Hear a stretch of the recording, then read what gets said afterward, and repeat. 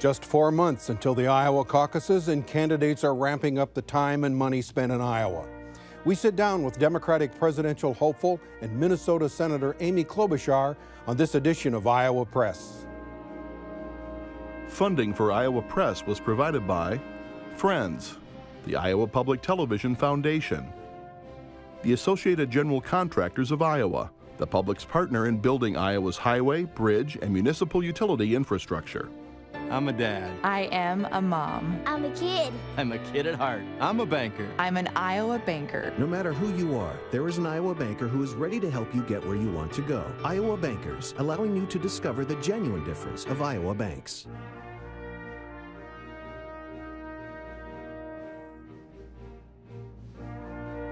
For decades, Iowa Press has brought you political leaders and newsmakers from across Iowa and beyond, celebrating more than 40 years of broadcast excellence on statewide Iowa Public Television. This is the Friday, October 4 edition of Iowa Press. Here is David Yepsen. Midwestern values, a centrist bipartisan approach. Our guest today hopes that's a recipe for winning over Iowa Democratic caucus goers in 2020. Amy Klobuchar served 8 years as the chief prosecutor in Minnesota's largest county. In 2006, she became the first woman elected to the U.S. Senate from Minnesota. She was reelected to a third term last November by a 24-point margin, winning in many areas Donald Trump carried in 2016. Senator Klobuchar joins us now at the Iowa Press table. Senator, welcome. Well, thanks, David. It's great to be here good with to have you. you with us. Thank you, and Kay and Clay, thank you. Joining us across the table are Clay Masters, political reporter and Morning Edition host on Iowa Public Radio, and Radio Iowa News Director Kay Henderson. Senator, we have a number of issues we want to talk about, but first a couple of quick questions about the impeachment inquiry underway in the House and an investigation in the Senate Intelligence Committee. Knowing what you do as we sit here right now, do you believe the president has committed impeachable offenses? Well, I think that that is a very major possibility, and it's one of the reasons I called for impeachment. I wouldn't have called for impeachment if I didn't think that was a possibility. And unfortunately, with each day, the evidence to me seems stronger and stronger and stronger. Just this last few days, we found out that he was not just trying to dig up dirt on his opponents when calling the head of the government in Ukraine. It also, as reports show, extended to Australia and China.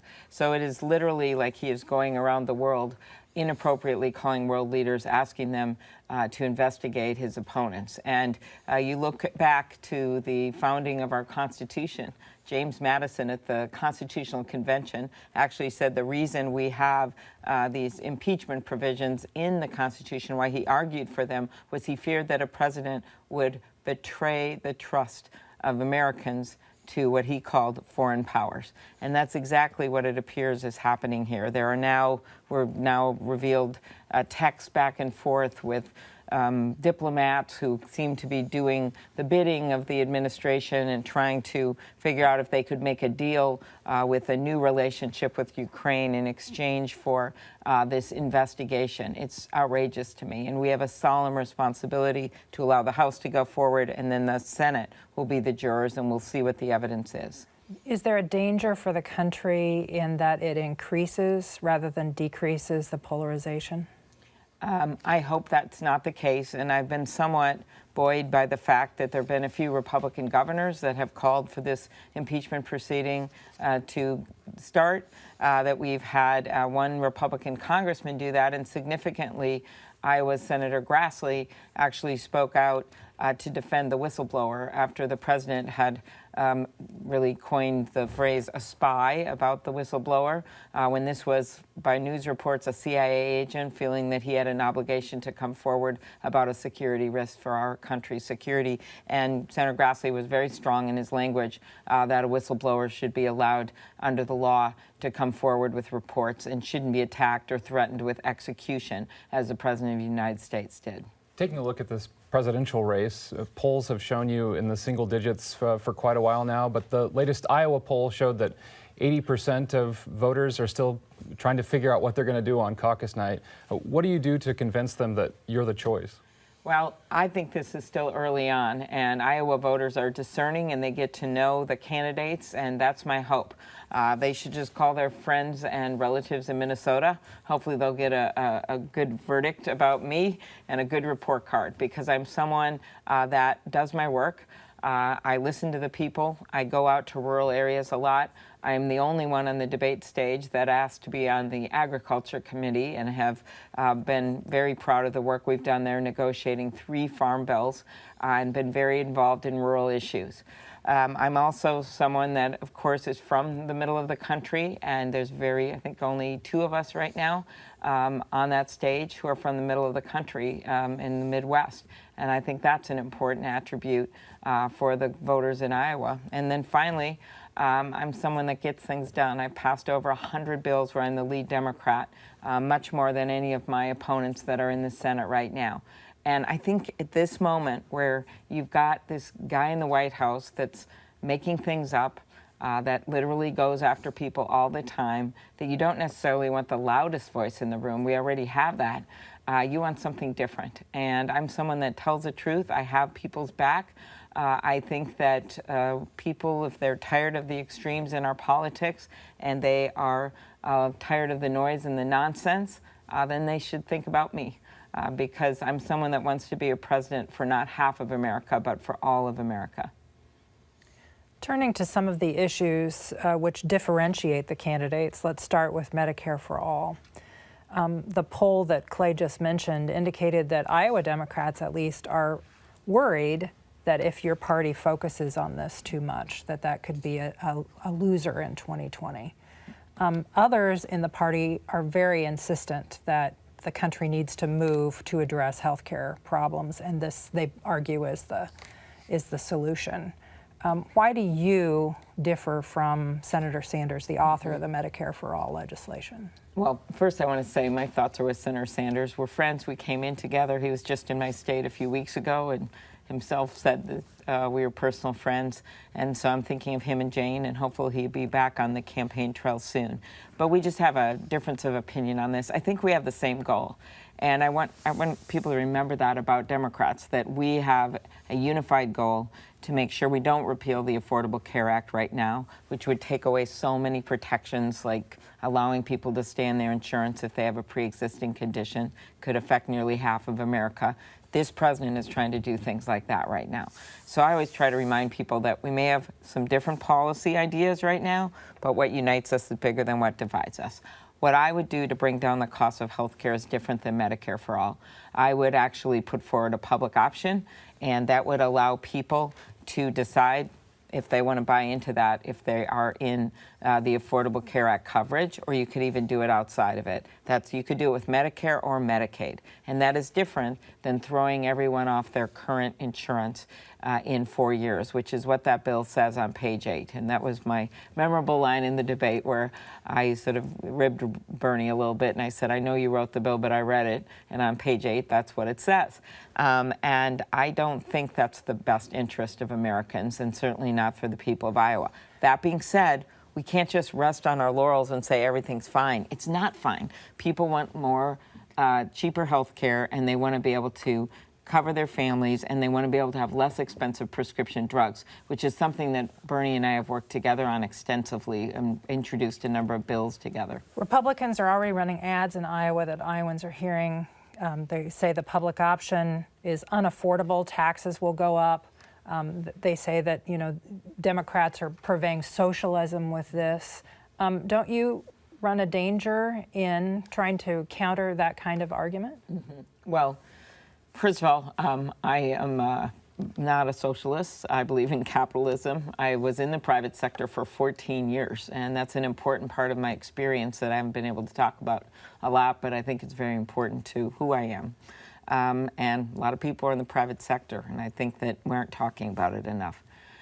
Secondly, I think that the Republicans are going to throw all kinds of stuff at our candidates, and the important thing for us is to make our own case. I'm not on Medicare for All. I chose to not be on that bill because of my concerns that I just went over. but they're going to throw it at people no matter if you're on it or you're not on it. And the important way you get at this is by having your own optimistic economic agenda for this country, not going down every rabbit hole with Donald Trump, calling him out on what he hasn't kept his promises on. He said that pharma prices would go down so low your head would spin. He said that on Fox News. They've gone up in double digits for common drugs like insulin. And our goal is to get things done and to make sure that people who voted for him, and about 10% of his voters voted for Barack Obama. That's one estimate. I don't know what it is in Iowa. We've got to show those people, bring them with us, not shut them down and say, look, he promised you this, he promised you this, he promised you that. It hasn't come true. Levees are breaking because he didn't invest in infrastructure. Climate change, nothing's happening. Immigration reform, nothing's happening, and he's made it worse.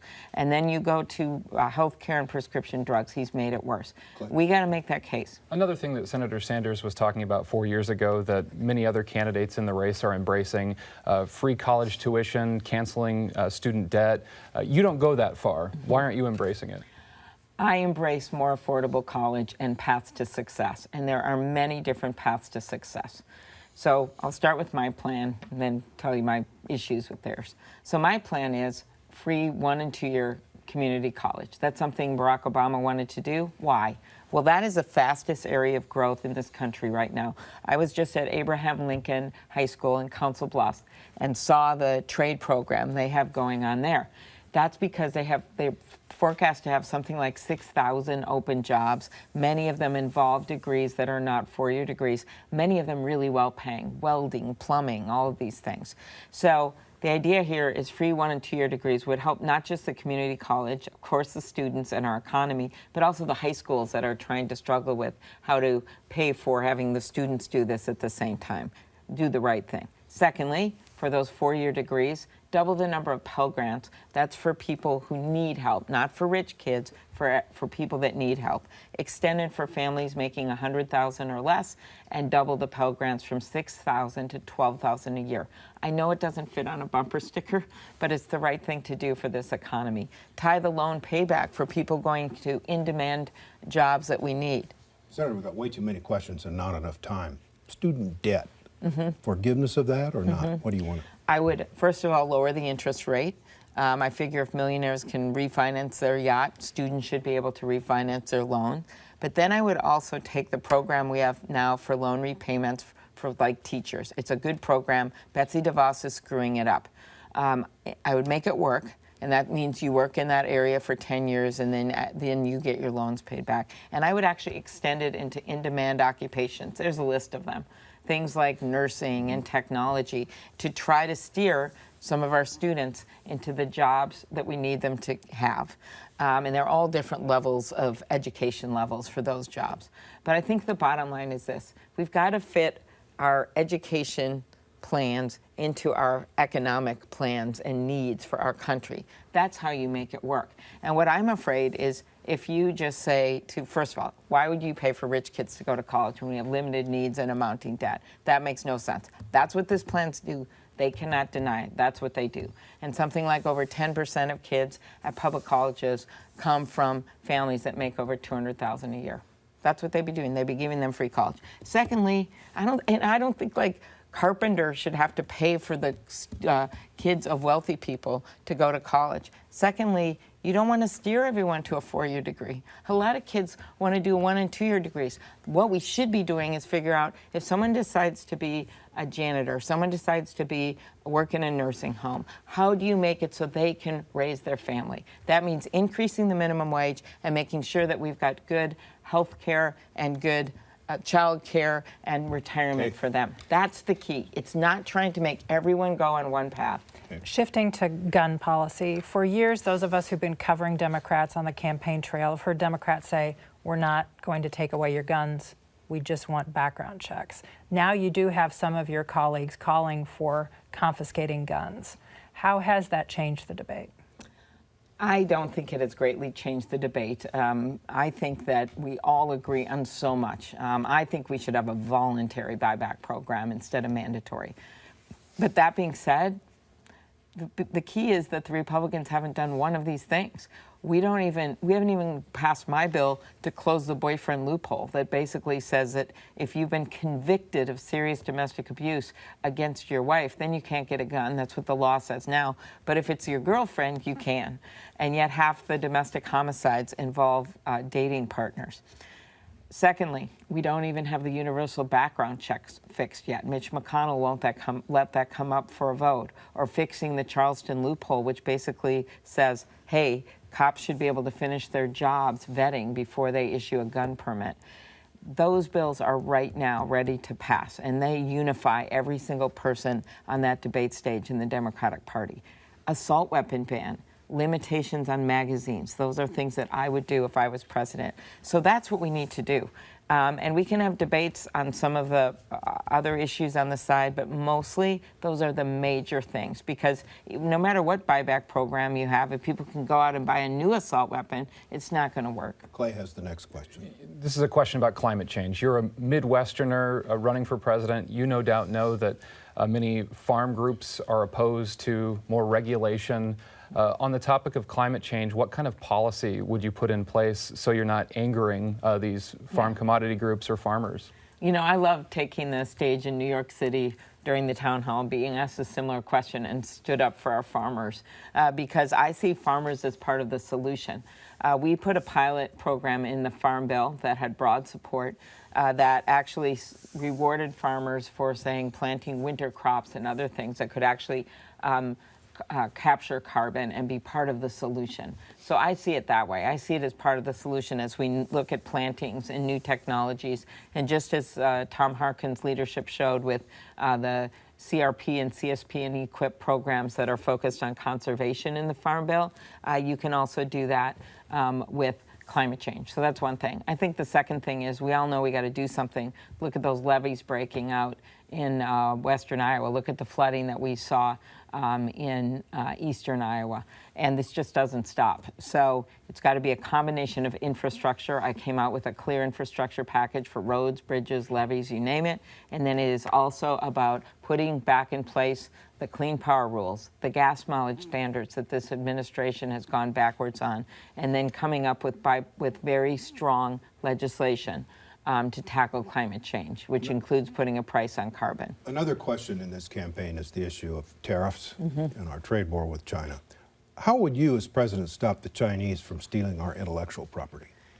I would push them, but not the way this president has done. Well, haven't other presidents already done that?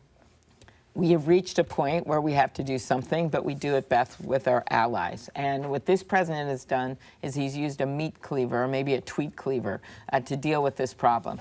And we all know that China's a bad actor. They've stolen intellectual property, as you've noted. They have manipulated currency. They've subsidized industries. I've seen that in Minnesota with the steel dumping. But that's an interesting story, because at the end of the Obama administration, we took that on big time. We passed legislation. We went after them for dumping illegal steel that they weren't supposed to allow, getting into our country, flooding the market with it at cheap prices. We took that on by itself, not with tariffs on Canada and Mexico. We took it on and went after it, and guess what? They started reopening the iron ore mines. That's where my grandpa used to work. And so I know you can do this with pointed efforts, but in this case, he went so broad and made so many threats. There's an old saying in trade policy, keep your promises and keep your threats, and he's done neither. And so then we become a laughingstock for the world, and we're not able to actually negotiate with our partners on our side. So I would go back to the negotiating table and not have involved some of our allies in this in terms of assessing tariffs on them, and moved ahead. Okay. You mentioned your infrastructure plan. There appears to be Republican agreement that something should be done to address the nation's crumbling infrastructure. What, in your view, would be acceptable to both parties? Well, this is something the president promised on election night, and we have seen really nothing. This is you have to have the money to pay for it. So, so what I would do, and this is why he's backing away from it, I would take the portions of his tax bill that don't help regular people. That's when he went on the corporate tax rate all the way down to 21%. Even if you bring it up to 25%, which is still a significant reduction, you get $400 billion over 10 years. Each point was $100 billion. And then you add in the changes you made to the international taxes, which didn't help regular people. That's $150 billion. You put in an infrastructure financing authority with a carve out for rural, and you make sure that you've got these Buy America bonds. Together, it comes to over $1 trillion, and you use that. And I promise you, the Republicans want to move on this. There's just a guy that's not leading in the White House. Broadband is also an issue in rural Iowa. That's part of my plan. Do you need to make broadband a utility, a regulated utility? I think you can do broadband. The way I've put this forward, there's a big problem with financing it. We can use money from the Universal Service Fund. We can use all kinds of funding bases for this if we have the wherewithal to do it. They've hooked up the entire country of Iceland, and we can't seem to hook up rural Iowa. So I have a plan to get this done by 2022. I always have deadlines, and I think you can do that without making it like a regulated utility. Let's say you become the Democratic nominee for president. There are people in Iowa who see what's going on with immigration at the southern U.S. border as a crisis. What do you do to address border security? Comprehensive immigration reform. This is something that had Republican support as well. And this is something, especially in the Midwest. And what this is about is a path to citizenship, and it actually reduces the debt or deficit by $158 billion in 10 years. You take part of that money once you pass immigration reform, which we've done before in the Senate, and then you can use a portion of that money for better order at the border, with better processing of these cases, and those 3 Northern Triangle countries where so many of the asylum seekers are coming from, allow them to seek asylum in their home country. These are sensible solutions, ones that this president doesn't want because he wants to play politics with those asylum seekers. That's what he does. He likes to use them as pawns. I look at it more as what's best for Iowa. What's best for Iowa is to make sure we have workers in our fields and that we have workers in our factories, to make sure that we have a sensible immigration system and we vet people and we do this in a smart way. If you're elected president, how would you propose implementing the renewable fuel standard? Well, this is a very timely topic. I was just out in Council Bluffs with Congresswoman Axney at one of the ethanol plants there, the very one that the president had gone to when he made his promise he was going to do something about ethanol waivers that he's now, just this weekend starting to act on. But to me, it's too little too late, and they've already lost 4 billion gallons of ethanol toward the standard across this country. So what I would do is make sure the levels are appropriate so they actually help grow this industry. Oil has been having their way for way too long. I would stop the subsidies on big oil that make it very unfair. And then I would also make sure we have incentives in place to move to cellulosic and other forms of ethanol. And then finally, I would make this waiver process greatly reduced. It's supposed to be just for a handful every year, and make it transparent so people know who is getting the waivers, when instead of us finding out, Senator Grassley and I, after the fact, that it's Exxon and Chevron. Another issue of concern to a lot of caucus goers is Social Security and the soundness of Social Security. How do you keep the Social Security fund sound? Well, first of all, Social Security is our most important safety net in this country. I'm a strong believer in it. And what I would do is, right now it's projected to go insolvent by 2034, and that's not a good place to be. So what I would do is pass the bill as president and push it forward that says right now you pay into Social Security up to $133,000 a year. Put in a donut hole so you don't pay for a while after that, and then once you start making over $250,000 a year, that's a good salary, then you pay in again. And that would actually keep it solvent going forward. Just a couple minutes. And then I would not privatize it. As an attorney and a member of the Senate Judiciary Committee, would you change in any way the terms for members of the U.S. Supreme Court or the method by which the court is constituted? Would you expand the court? I'd be open to that. None of this will even matter if we don't win this election and win the U.S. Senate, which is my argument that I've won every red county every time. That's got to be our focus right now, and I know a lot of people are talking about this, but there's no way to do it unless we win big. As far as doing that, I'm open to it. The most important thing immediately, there's going to be a number of retirements on the Supreme Court, or at least one, and other places, I would predict. I'm just guessing. And so I would put forward very good judges that follow the law. And it's not just the Supreme Court, it's also the circuit and district courts. And you've got to start right away with a plan to get this done.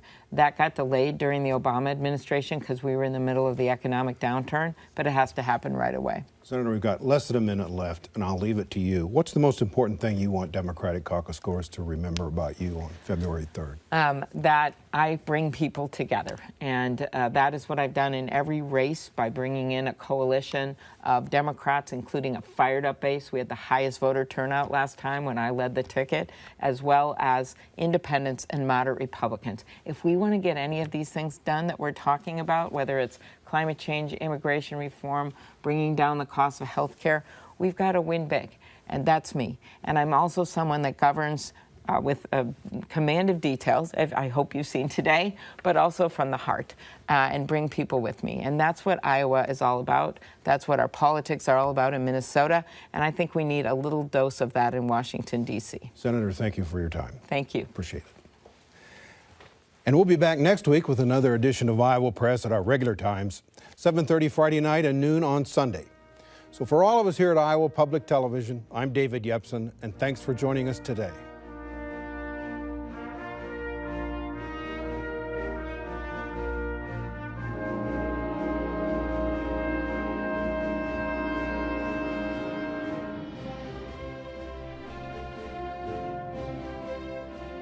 Funding for Iowa Press was provided by Friends, the Iowa Public Television Foundation, the Associated General Contractors of Iowa, the public's partner in building Iowa's highway, bridge, and municipal utility infrastructure.